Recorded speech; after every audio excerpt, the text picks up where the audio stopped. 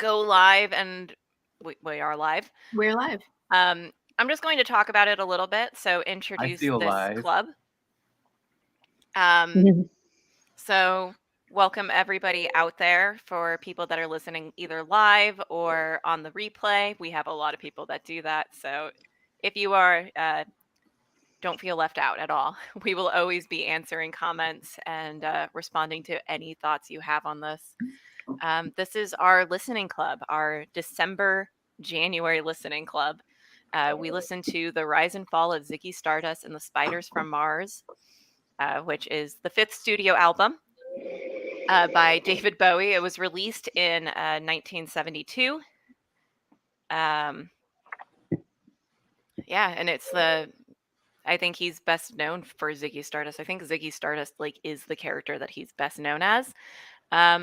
But Best I want to band know first name and ever. foremost what you guys thought of the album. It's a nice short, listen. I think it flows well. Yeah, I would agree offhand. It's not my favorite compilation of Bowie songs, but yeah, it doesn't mean I dislike it or that we dislike it. When you say short, you mean like the whole thing is like 38, 40 minutes, something like that? Yeah, it's 40 it's minutes 30. long. Yeah, well, that's because it's an Not LP. even. That's A lot all of driven by albums from that LPs. time are Things that didn't length. get longer until CDs happened in the mid-'80s. Yeah. What about you, Beckett? Listening to this album really took me back. I listened to a lot of classic rock in high school. So I'm a big fan of Bowie and Ziggy. Yeah. But yeah, I do very much enjoy this album, and it was really, really fun to listen to it again.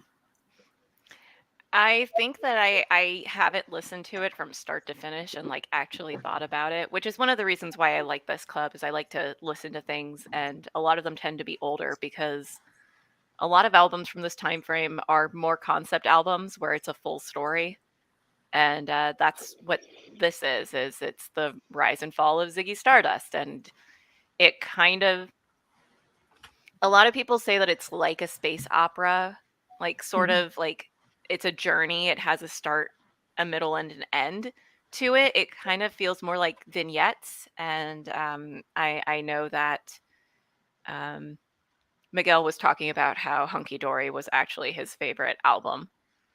A lot of these songs were written and recorded while they were recording Hunky Dory, and then they realized that they couldn't tour with the songs for Hunky Dory, and so they moved some of them over and then came up with the concept after they wrote most of the songs. And I think it definitely has that vibe of they wrote a bunch of songs and were like, wait a second, this could be a story. Yeah, that makes sense, because it doesn't feel like a cohesive narrative to me. Although all the songs kind of go together in a certain way, but it doesn't feel like a story, beginning, middle, end kind of thing. Yeah, it's not like Pink Floyd The Wall. No. Right? It's not something that could be adapted for a stage at all, but it definitely does. I mean, at least. So it starts off with, the Earth's going to end in 5 years. You only have 5 years. So I'm going to actually pull up the track listing so that I thought put this all in the right order. I don't think that's one of his best songs, but I thought 5 Years is the most timeless track on there. Absolutely. Partly because I just watched the documentary 5 Years, and it was there, and it felt like he wrote it 5 years ago, right? And I didn't think about, this is from way back then. The other thing is, when you said concept album, I think of it almost starts like Dark Side of the Moon. It's got that sort of hypnotic drum thing that's kind of trance-like, just like Dark Side of the Moon starts with the heartbeat. Mm-hmm. I just thought it was so anyway, I don't remember 5 years at all being associated with this album. So when it starts out like that, I'm like, ooh, we're going somewhere.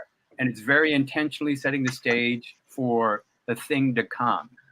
That drum riff isn't integral to executing that song, but it does set the stage for a bigger thing to happen. Yeah, lyrically it follows the narrative, but musically it doesn't.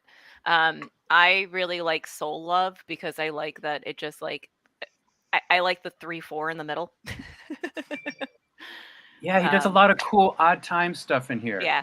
It caught me by surprise because I was listening to it and I suddenly like heard it and I was like, I wasn't expecting this, and then like I had to count it out because I was like, it's not 7.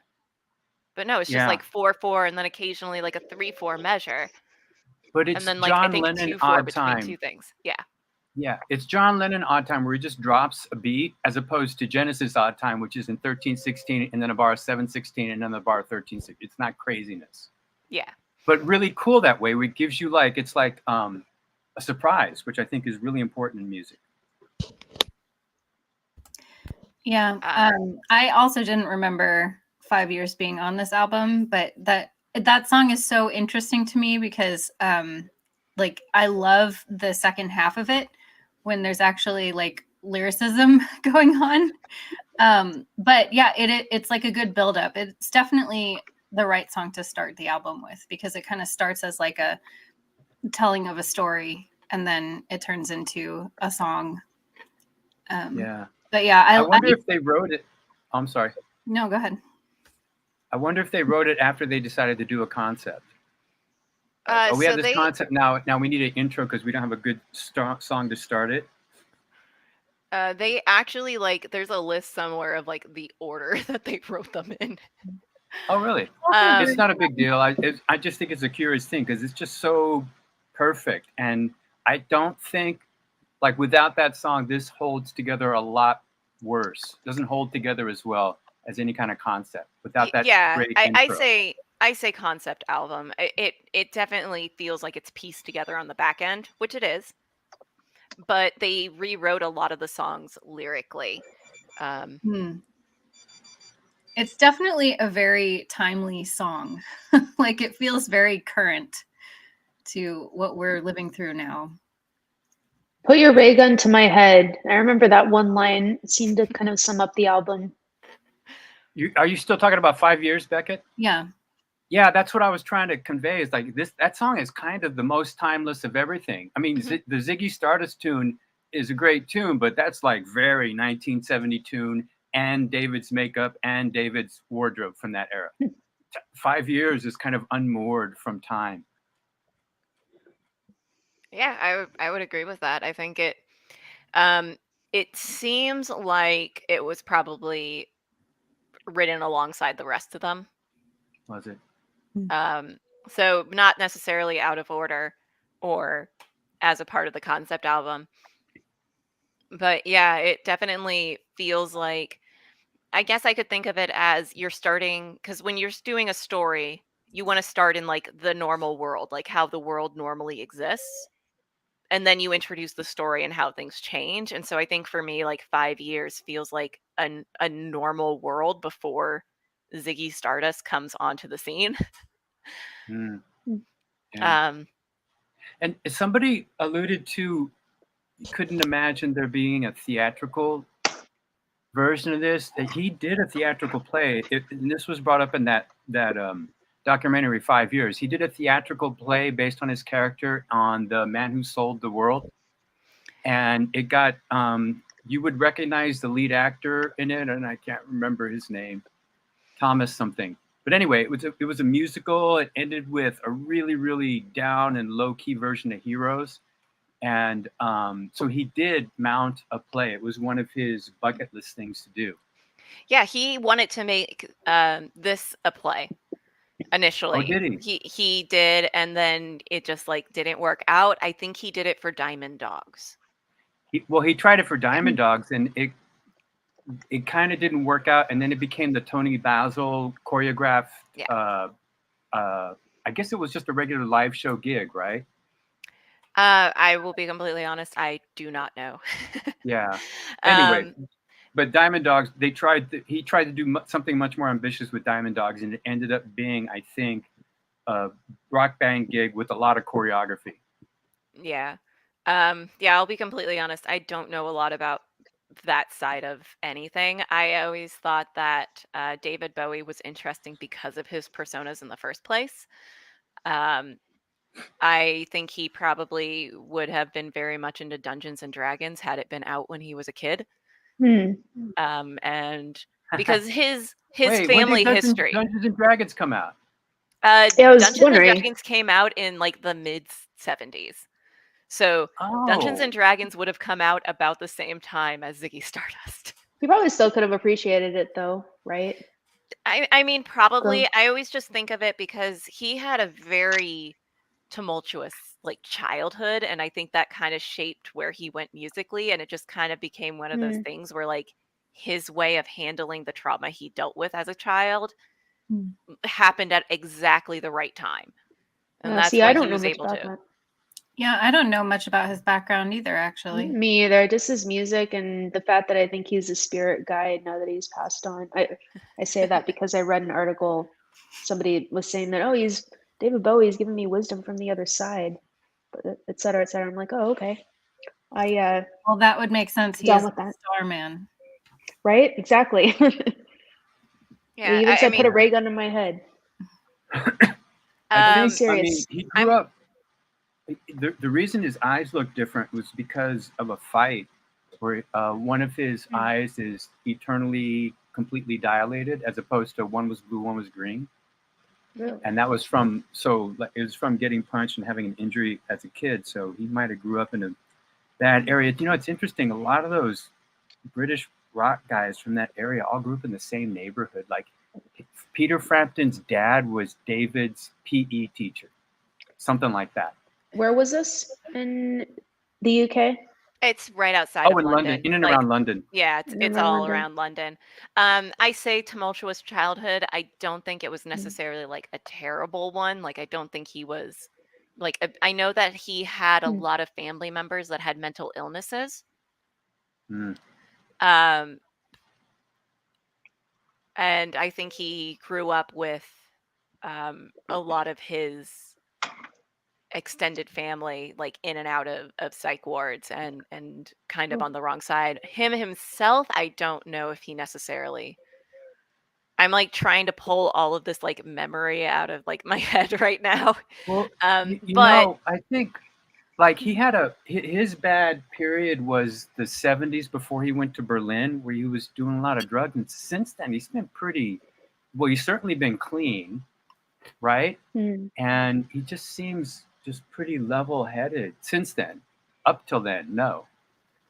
Yeah. Honestly, you can have childhood trauma no matter how tumultuous the background you grew up with. Like, sure. And I think alienation is a big part of all of his personas. Like he's got the Thin White Duke and Ziggy, but it's all this kind of alienated.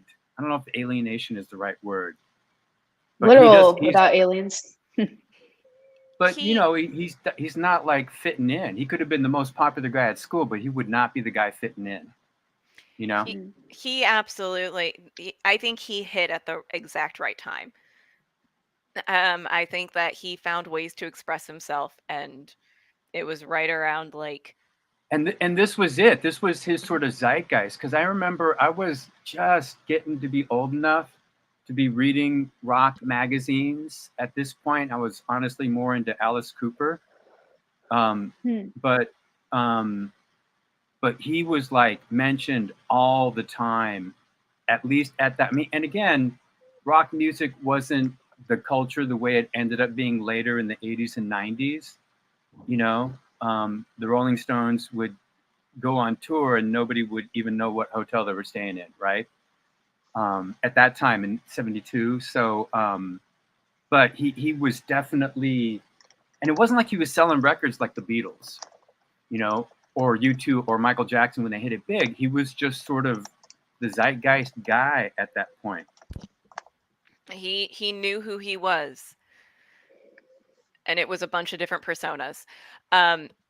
But he did that throughout his career, and I think one of the funny things that I have about like Ziggy Stardust specifically is that it's his most popular. Like if you see like murals, it's always like Ziggy Stardust with like the lightning bolt on the face. Great image. He got bored of the character like immediately. He did Yeah, so this came out in 1972, and I think he only lasted until like early 1974. He did like 2 tours. The next album was, I think, also Ziggy's Stardust, and that was Oh, it. the live. I remember, yeah, the live show where he said this was his last time performing, and everybody panicked because they thought that David Bowie was stopping performing, but he meant that Ziggy Stardust was never going to perform again. Oh no, I thought you were talking about a live album. Isn't there a live Ziggy album out, or maybe didn't happen back then? So the very last show that he did as Ziggy Stardust was recorded. It's an Okay. actual film, like it's a movie that they made. Mm-hmm. Okay, so that's probably what I'm thinking of. Yeah, I think that's probably what you're thinking of. But what a weird character to just be like, yeah, I'm just gonna have an androgynous alien rock star who is going to get torn apart by his fans. And you know what's cool about that is, like, I mean, just think about how basic American culture deals with trans people now. 50 years ago, it wasn't easier by like a lot. It was a lot harder. Yeah. So I just think it's just really easy. Like, and part of the reason it came across is because he was so compelling. You know, if somebody doing it badly, you know, that would have been the end of their career. You know? I think it also was slightly easier to do that kind of gender exploration as like a rock character, as opposed to like if he had, you know, tried to be that in his normal life. That would have been a lot different. Wasn't that somewhat popular back then with the, you know, the new romantic movement and things in the UK back then? I don't think he was necessarily so far out of place that I think in order the for new things romantic to movement was about 10 years later. Or, well, I guess, didn't he influence, well, I remember he influenced Boy a lot of George. people from it. Yeah, But he He's influenced hugely influential. Absolutely. I think that so there's a thing that happens in music, and it's still a thing that happens today, and I kind of just apply it to everything. And despite the fact that this is a music album, it's still only kind of to the side of it. When Hey Ya by Outkast came out, it was so different from anything else that people hated it.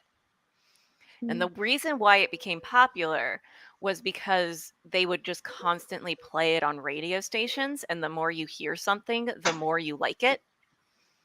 And they would also like play really popular songs right before it and then right after it, so you'd kind of just like be like, "Oh, I like this song, and now here's a song I guess I like." And radio stations still do that to this day. It's why you hear the exact same songs over and over and over again. It's a ploy to make you like them. Anyways, to relate that back to this, I think that a lot of like David Bowie's persona was slightly off from like a lot of the like rock that was happening at the time. Like his look isn't vastly different. I think he I think he hit at the right time. I think that he was something that was entirely different, but in a way looked a lot like the rock bands that were at the time. Well, he looked a lot better. I mean, Alice Cooper was happening, but Alice Cooper was kind of horror. Mark Bolan was androgynous, but he was kind of Mark Bolan with a little bit of makeup on. Yeah. Right? So people that were glam just didn't have it together in a visual sense as well as he did. Right? But they still existed. They were still something that you could look at. He had a scene. It wasn't just him, but he was the best, the most iconic figure. Because when you think of glam rock, you got to think it's just Ziggy. Right? Yeah. That's the best looking thing, the best image. Sorry, go. No, I was just gonna say his fashion from that time is just like those are the best images. Well, it's fashion period, but yeah, absolutely. He could wear basically anything. Like literally, he could wear anything and act as anything. It seemed. Yeah. Hey, I just checked out a discography of David on Wikipedia. So with the caveat, it's Wikipedia. Hunky Dory came out before Ziggy. Yeah. And is Aladdin Sane in the Ziggy persona? It is. Okay. And that 72 was Ziggy, 73 was Aladdin Sane, and then Pinups was also 73, but that was just covers. And then Diamond Dogs was 74, which is not Ziggy. Yeah. Andy Warhol produced it in part, I guess. I'm just looking at the wiki Which one? about it. Hunky Dory. Huh. Andy Warhol produced it. Or At a Glance. Wow. Maybe hold on. I wouldn't have guessed that. Like a Hey, world you know is what? Well, he's Speaking of referenced in the Andy article. Warhol, there's a tune on here that I think was influenced by oh my God, the other cross-dressing Andy Warhol guy, the punk guy's pink drum set, left-handed drummer. Oh my God. I was just thinking about this earlier today. Hang on. I got to look at the track listing. I don't know. New York Dolls. One of the last 3 tracks just kind of reminds me of him doing a riff on the New York Dolls. It's got way too many chords for the New York Dolls. But I say that as somebody who loves the New York Dolls. I don't know the New York Dolls. So they were kind of one of the first punk bands. And in fact, Malcolm McLaren tried to recruit the guitarist for the Sex Pistols. And that didn't work out. But anyway, and they all dressed like women, but really, really trashy. In fact, one of their big songs was Trash, right? So they didn't really look like guys trying to look like women. They looked like really trashy guys trying to look like really trashy women. But it was very, very punk. I know who Malcolm McLaren is. Yeah. From the Boy George documentary, yeah. Or not documentary, it was a movie about his life. Didn't Malcolm McLaren mainly market clothing and not music? But he used popular bands. Shop, so the music wasn't necessarily good, but it was popular. He was like the what do you call it? The guy that gave the Sex Pistols their name and their vibe and everything.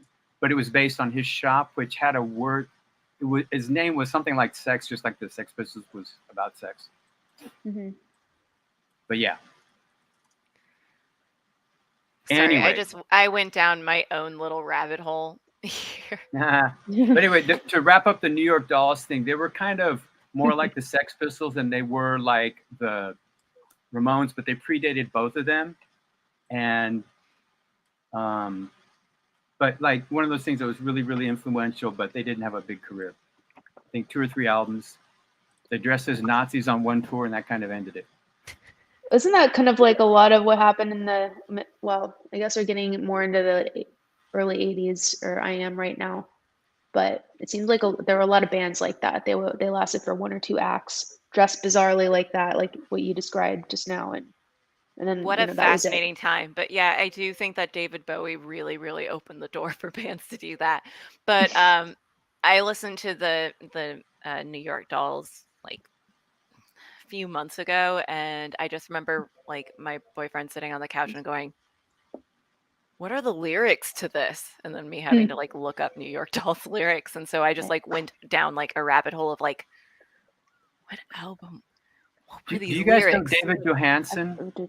As an artist, he was their lead singer and front man. What was his thing at Saturday Night Live's Buster Poindexter? He was like a lounge singer. No idea.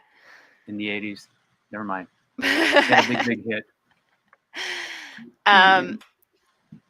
I've honestly been thinking about this since I like listened to it, but like if another person like David Bowie came onto the scene, I don't know if I would recognize it as genius. Like I don't think that he can exist in this world. I think that just the way that like music has turned to doesn't necessarily like concept albums are something that's kind of been lost. But also just like albums. The persona. Yeah, I think. Well, wait. Don't you think that Lady Gaga is doing her version of that in her own way, in her own Madonna-ish way? Maybe you could argue it. Yeah, you probably could argue it, but there's a lot of pieces of that in other things. It's not something that is bold. She is bold, but I don't think it's entirely new. I don't know. David Bowie just feels very out of place. Well, that's true because he's, a genius and an artist. And, Yeah. as much as I said at the beginning, I don't think this is his best work. The reason it's not his best work is because he's a friggin' genius and, an artist's artist, right? There isn't nobody that doesn't like David Bowie, right? Now, you may not like the Ziggy album, but you'll have something, This is just his warm-up And album. And most artists, Ziggy Stardust would have been the pinnacle, and everything after that would have been, reunion tours and, let's get out the Ziggy makeup again. What David Bowie has that we don't see a lot of in like modern iterations is like Miguel was saying, he's an artist, and he's an artist in what he does. Like, he doesn't just make music. He's not just a rock star. He's not just a musician. He really worked to make everything that he created a work of art. And I feel like a lot of the comparable size musicians nowadays, like maybe the like really out there ones like Nicki Minaj or Lady Gaga or the ones like that, like they don't measure up on that level. Like, yes, they are out there, yes, they can do some high concept type work, but and they go out and they wear crazy outfits, but like that's as far as it goes. Yeah. He was like, he had very, very high aspirations for everything he was doing. And even musically, if you just look at his music, he's kind of a jazz guy. He does really crazy chords. He writes great songs. So if you just knew nothing about, like, if David Bowie, what's an artist that nobody knows what they look like? If he was one of those artists that nobody knows what they look like The Residents, where you never saw pictures of them, he would still have had a career because the quality of the music is that good. I see what you mean. Used to be Sia, but she got tired of not being recognized. So, who did that? Sia hid her face for a long time when she came onto the scene. She was also famous before she started hiding her face. Which really? Is an interesting I thing. didn't know her before she started doing that. So she was the lead singer of a band. There you go. Did David Bowie play his own? Was he mainly a vocal artist, or did he play his other instruments? He would play guitar on the Ziggy gigs. Okay. Mostly I think he played like rhythm or backing guitars as well. Yeah, I could see him absolutely doing other things. He also played piano, but I think he was more of a songwriter, like kind of songwriter piano, songwriter guitar, enough to get your ideas across and to play the instrument. But I think most of his live gigs after Ziggy, he did not play anything. Right, and mostly, in terms of when I've seen him perform, I've mainly seen him singing, and it's his early '80s pop hits. So those are the songs that I'm most familiar with, I guess. Yeah, the Nile Rodgers stuff. Yeah. Modern Love might be one of my favorite songs of his, actually. Yeah, I love that album. Yeah. So the Spiders from Mars were the same players that were on Hunky Dory. Yeah. And I think they stuck around with him, but this was Spiders from Mars was the only time they were really recognized as like his backing band. And so it was Mick Ronson, Trevor Bolder, and Mick Woodmansey, which I always think is funny. That Mick Woodmansey went by Woody, but like not as like if you ever watch an interview with him, it's Woody Woodmanson. It is, yeah. I didn't know his first name was Mick. Yeah. There you go. Also, the piano and keyboard on it was done by the guy from Yes. Rick Wakeman, Hunky Dory, right? Rick Wakeman. You're not talking about. Are you talking about Ziggy too? Ziggy too. But he never went on tour with them. He never went on tour because he joined Yes. Yeah. Well, yeah. Rick Wakeman is he's huge. Yeah. He's also a really funny guy. If you want to see something really off color and funny, check out the Yes with the Rock and Roll Hall of Fame induction, and his speech is just it's really funny and it's really, really inappropriate.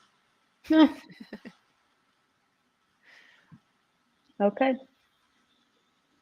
There you go. Every time I do one of these, I feel like I'm gonna need Miguel to make a list of required reading and watching afterwards. Give us our homework. So somebody mentioned the New Romantics. So when I started working in record stores was like 84, mid 80s, right? And the Duran Durans of the world were like really, really big and happening there. That must have been cool. It was it was a big thing, and it was selling lots of records, probably more records than Ziggy sold, right? But it was so huge influence in terms of when these guys were interviewed. Oh, David Bowie, David Bowie, David Bowie, right? But like not quite pulling it off, you know, either in terms of the look or especially in terms of the music, you know. And but you know, so definitely, so I think of that as the next generation, and it's definitely huge. And I know people like Trent Reznor think the world of him. You know, U2 is sort of the generation after David. They think the world of him.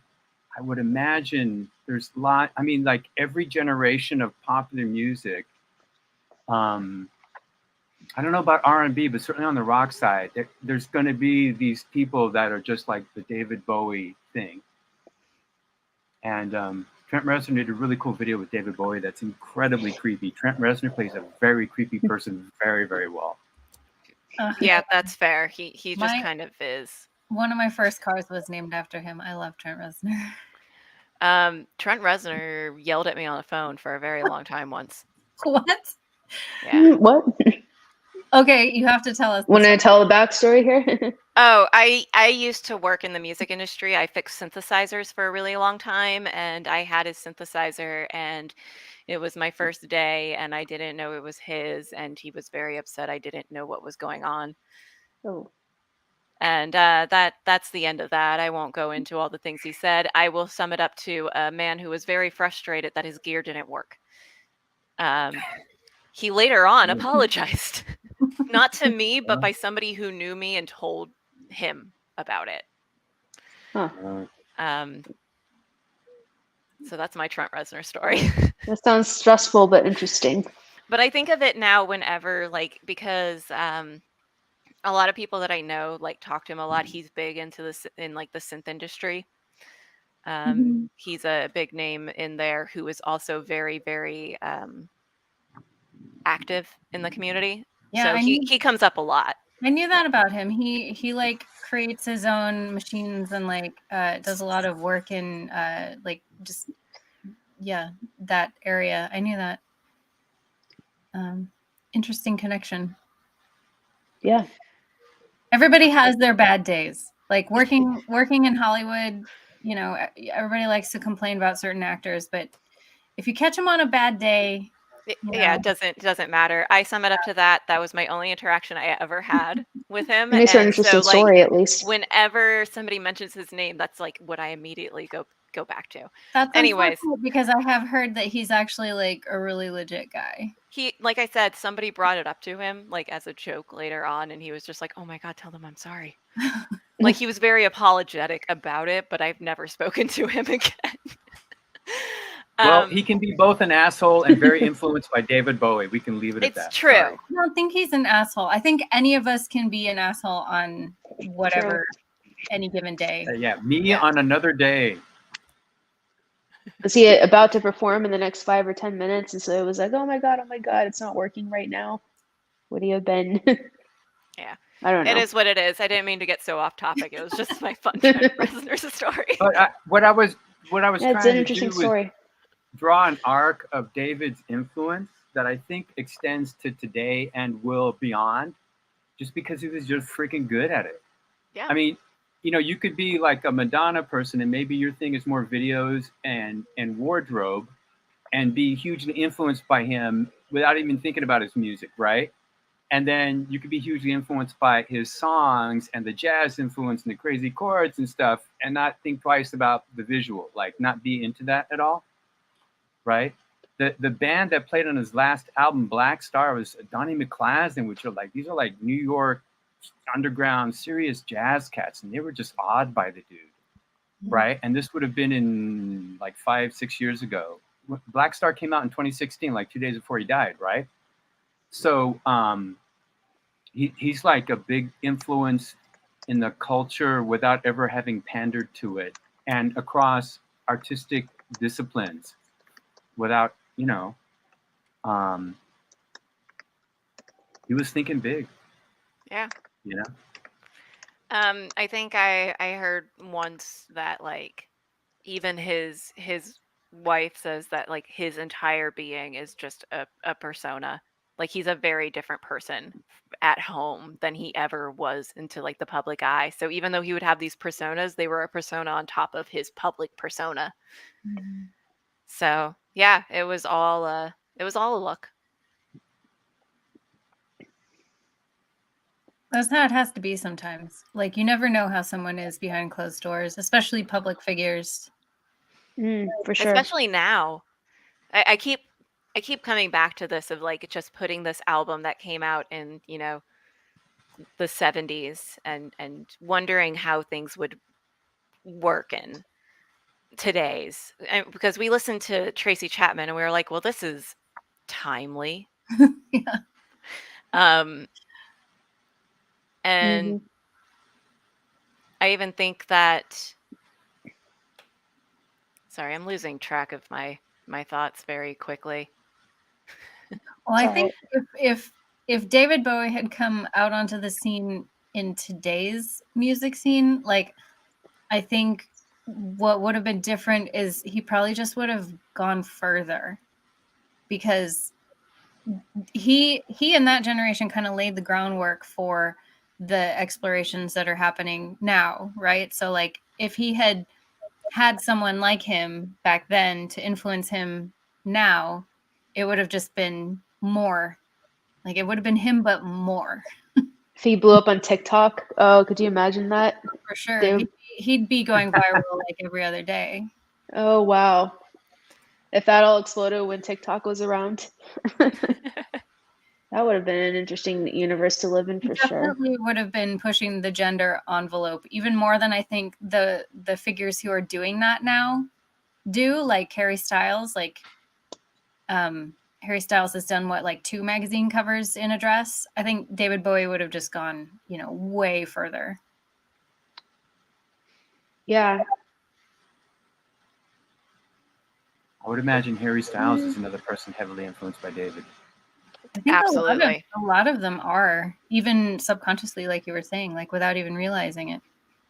Yeah. Oh, you know what? That's interesting because when he's one of those people that's become such an important part of the landscape that you forget that the landscape wasn't there before him.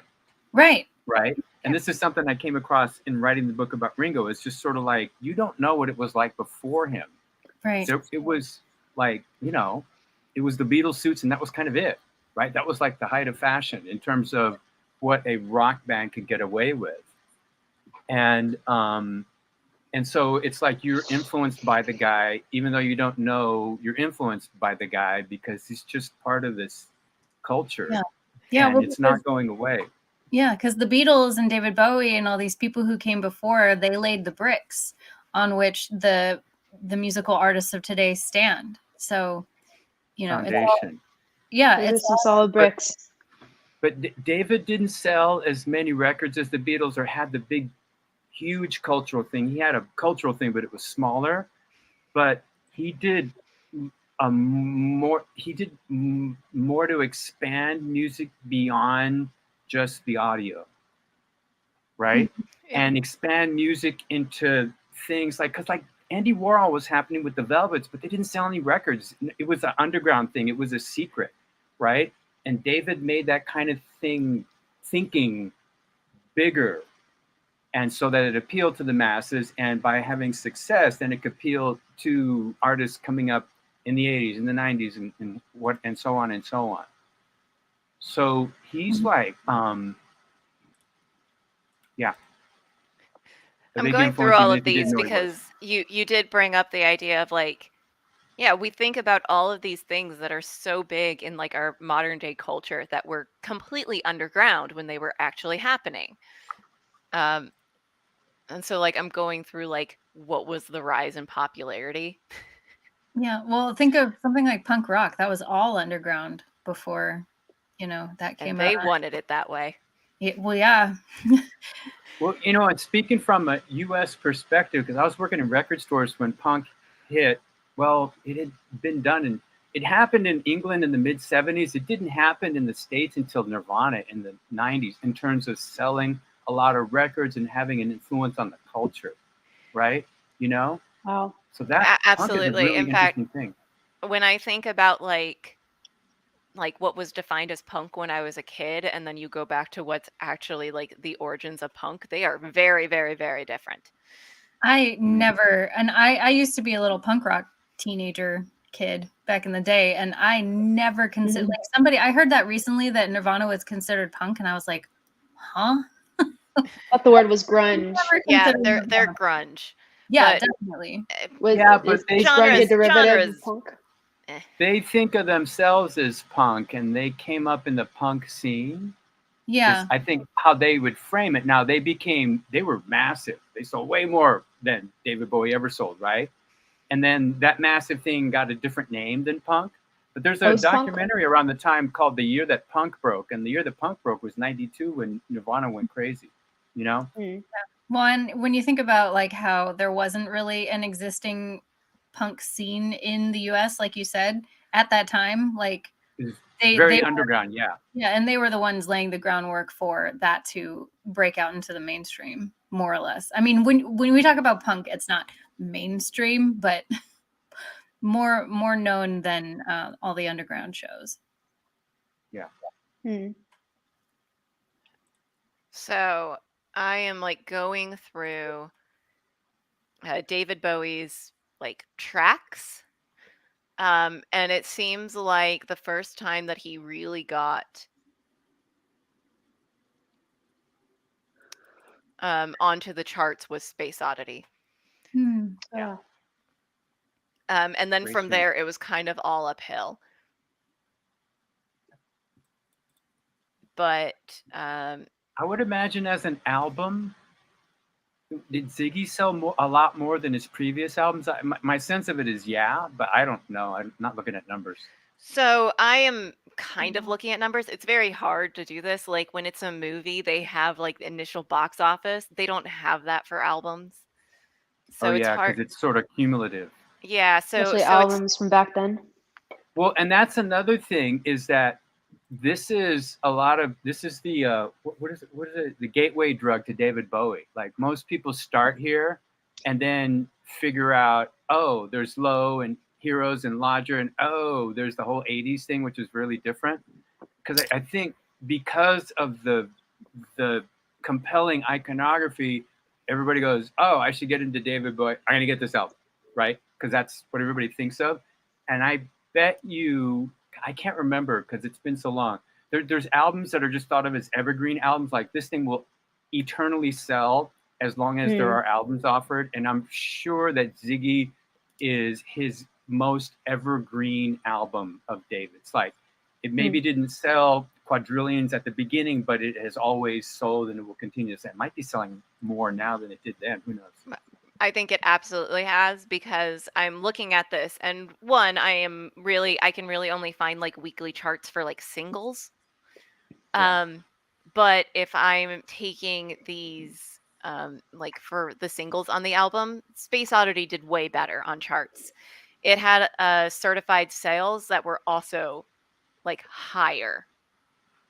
Oh yeah. And what year did Space Oddity came out? 69. It must be 69 based on the things I'm seeing here. So that was riding on the coattails of the moon landing too. So that didn't hurt. It came out a few weeks before. I know that. It came out. Okay, cool. Like a week or two before the launch. And that was the height of the space race when America was actually excited about going into space. Yeah. Yeah. It must have been like a very groundbreaking track back then. I didn't realize it was that old. That being said, for some reason, in terms of like sales certifications of albums, Italy has like very solid numbers, and then the UK and the US are kind of more iffy. But according to Italy's sales, Space Oddity also sold more than Ziggy Stardust.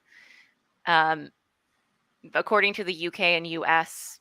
Well, but was Space Oddity an album, or are you just comparing singles? So I can only find it based on singles, but Yeah. when it says sales certification, I have to assume it's like the entire album. Yeah, yeah. I think that was a bigger single for him than maybe anything off of Ziggy Stardust. But I gotta imagine whatever album Space Oddity was on did not sell like Ziggy Stardust has, even back then, and certainly since then. Yeah, Nobody it goes was off looking of for his the Space album, Oddity just album. David Bowie. There's 2 David Bowie albums at the beginning on my list. One from '67 and one from '69. Were they the same album? I don't know, different label. He got signed to a major label. Never mind. Wow. Probably but the same. the first David Bowie has a hilarious cover to me. Oh, does it? I'm gonna try and It's look that just up. a picture of his face, but for some reason it Oh, just the very '60s blonde hair. Yep. Hold on. Yeah, it's just sort of like it looks like, man, that guy's trying to look like David Bowie. That's weird. Wait, that is David Bowie. Oh, ooh. But I think the dates I'm looking at, he just got signed to a major label in '69. Just so you can see what I was looking at. I don't know. It feels very funny. Probably not how he wants to be remembered. Probably I'm just not. guessing. Which image is it again? I'm sorry, I think I was trying to find it too. It's very like mod rocker. It's his 1967 David Bowie album before he got signed to a major label. Oh yeah, I see it now. Mm-hmm. It's very 60s. It's that hair especially. He looks like he could be auditioning for the Who. That was like he must have been like in high school or something. So okay, I found I can't find it for David Bowie, but I can find for Hunky Dory the year-end chart performances for both Hunky Dory and the Rise and Fall of Ziggy Stardust. They are pretty much the same. Hunky Dory came in at 83, and Ziggy Stardust was 82. So, at the end of which year? 72? Year-end charts for whatever it was that they. Yeah. So, but I bet you, if you look at it now, how much Hunky Dory has sold compared to Ziggy Stardust is not even comparable. It's just blown out of the water. So it's one of those things of not a lot of statistics on here. Well, that's apparently a rabbit hole that I can go down, and I did not know that. So there's so many. He's so photogenic. This yeah, he was so good looking. I found some interesting photos just in trying to find this one, the Mime Tear one. Mind Tear? Mime Tear, M-I-M-E, you know, like a mime. Oh yeah, he had a mime period. Mime. Oh really? Like only actual David Bowie miming. could get away with that and still have a career. Like seriously, he could do anything. He probably somebody said he was really good looking, and the thing was, but there's a lot of good looking guys that didn't look good, and he art directed himself to an iconic status. So it wasn't just that he was good looking, although I'm sure whoever said that didn't mean it that way. He was good looking, but it was more than that. It was something else. You know, I just mean that I had always had a very attractive guy. I'm going to share my screen again here. For some reason, I can't get these any like bigger on the screen. But you're gonna show us mime photographs. This is your fault, Samantha. Oh yeah, like that. I mean, come on. This is my favorite outfit. And this is before Photoshop and things were around. Yeah, right? So this is all from his. But like this specific outfit is just phenomenal. And I haven't even seen this picture, and so like, yeah, seriously, is he wearing platforms? Probably. I think so. I've seen him. Yeah, he's wearing platforms. He could wear a dress. He could wear pants. He could wear. Yeah. So I am a huge fan of this outfit. Whatever. And I wish I could pull it off. Just the silhouette. And alone, he could wear anything. It doesn't look like a human being. It looks like an insect. It wasn't just his looks. It was something else, just something about him. You know, his spirit, his. I don't know. It was designed by Kansai Yamamoto. Oh my God. I actually have a David Bowie story that you just reminded me of. It's charisma. right? Like when somebody walks in the room and everything stops and you look. So when I was in the music he had industry, I that. was amazed at how few rock stars had charisma. You would be talking at a table next to Bruce Springsteen and not even know he was there. Oh, who is that short guy? Oh, that's fucking Bruce Springsteen. They were always shorter than you thought, and they didn't have charisma unless they were on stage. And David Bowie is one of the only people, and I saw it was a Tin Machine industry show that he did at LA, and he walked into the conference room, not the conference room, the big, huge room. He had a yellow suit on, and he walked into the room an hour or so before the gig because it was a whole other event. And it was just like everybody stopped and looked to see what happened. You didn't know it was David Bowie, but something just happened in the room. We have to go, what happened? Oh, it's friggin' David Bowie, you know? And he's the only, I'm trying to think, there might have been one other person, but the only person that I've ever met that was more charismatic than he was in person. He was taller than he was, that you thought he was. He was a taller dude. And he wasn't just skinny, he was tall. And also getting next to him, he was a friggin' strong dude. He wasn't just a waif. But he's one of the only people, and I've met, you haven't met a whole lot of them, but he's one of the only people that was better looking, more charismatic, taller than you thought he was going to be. So whatever you see about David Bowie and all these wonderful photographs, meeting him in person is just like, oh, fuck me. Jesus Christ. I love that tallness is one of your like desired like attributes. And yeah. So he was 5'10". That's not that tall. Well, I mean, maybe without the platform sign. I don't know. There you go. Yeah. If he wore a lot of platforms. Or maybe platforms. he just looked taller. I mean, like most rock stars, you meet them, it's like, especially the guys, it's sort of like, oh, wow, Mr. Mellencamp, how are you? Yeah, or a lot of them are very small for whatever reason. Yeah. They're really short. That's part of the reason they have to have all this. They have all this thing because they're compensating and whatever. Their energy, the way they carry themselves, their makeup, hair, you name it.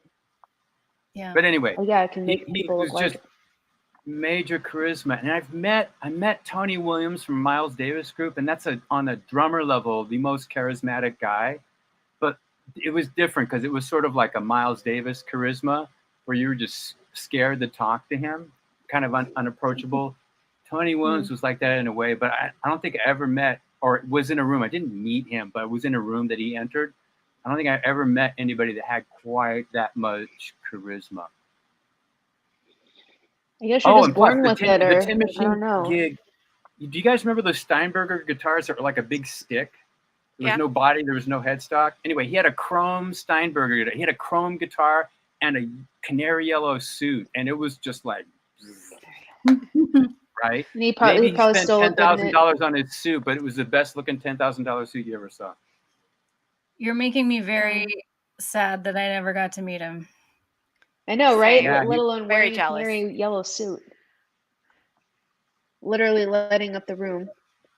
Yeah. But all right, we're coming up on an hour here. Well, we did start. I have a hard late. stop at 8. Sorry.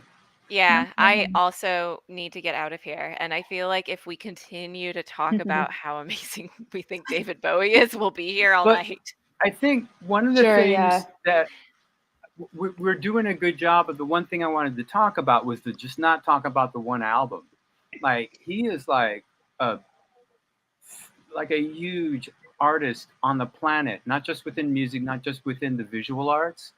And this is just his first big splash on the zeitgeist, but he's had David the artist is so much bigger than Ziggy, and that's probably the reason he got bored with it. It's just like, I have so much more to give. This is boring. Let's go to the next. I meant to bring this up before, so we'll bring it back to this. Another reason why he got bored of Ziggy Stardust is because, I mean, the plot of Rise and Fall of Ziggy Stardust is Earth is having an apocalypse. Bisexual androgynous alien comes down to save them. Realizes that he's a rock star. And Ursula K. Le Guin, Left-Handed Darkness. Go ahead.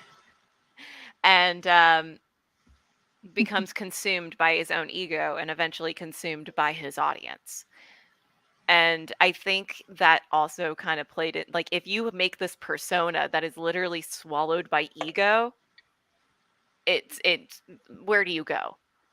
And I think that it was all just a play on like rock and roll being like just being in an ego trap. And I think that also, I think he was done with that message.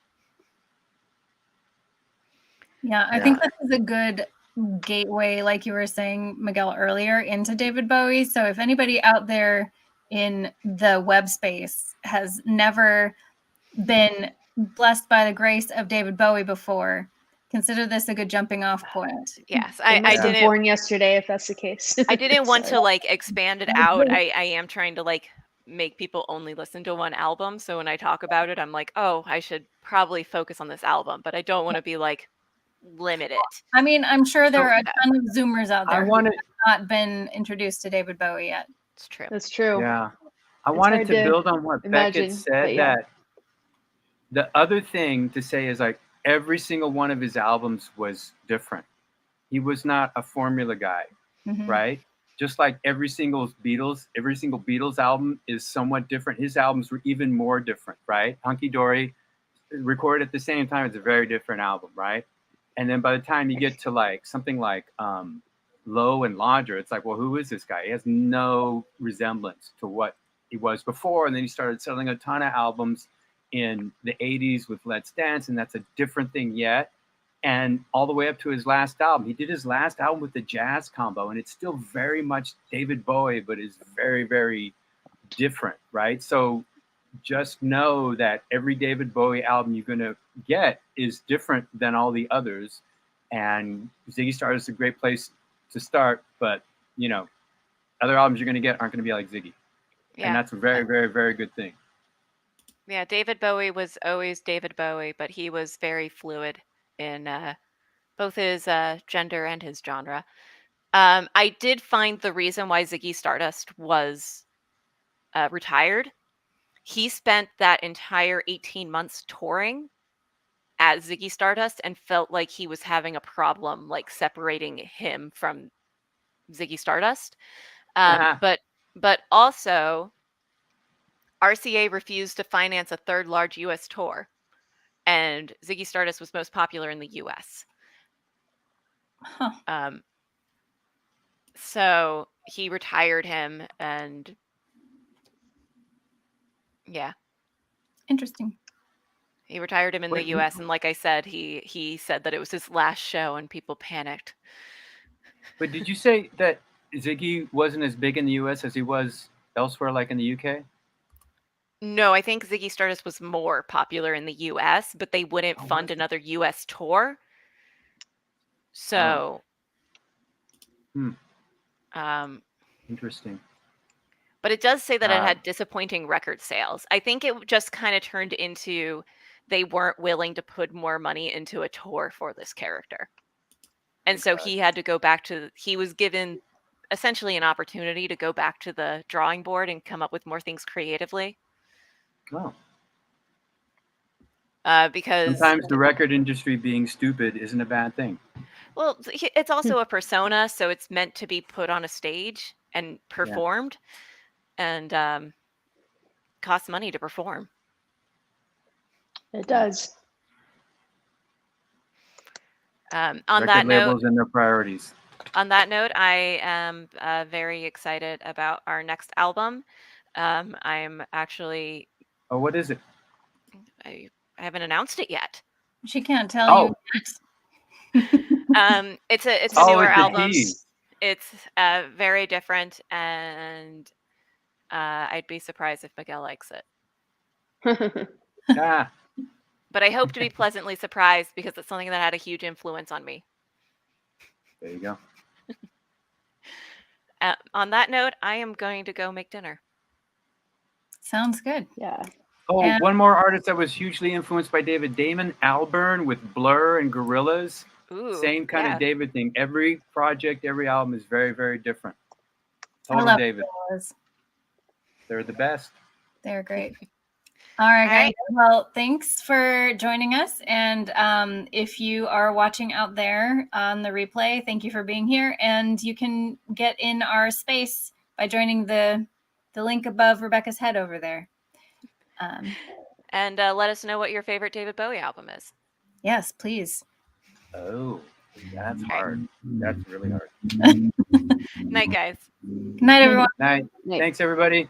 Bye.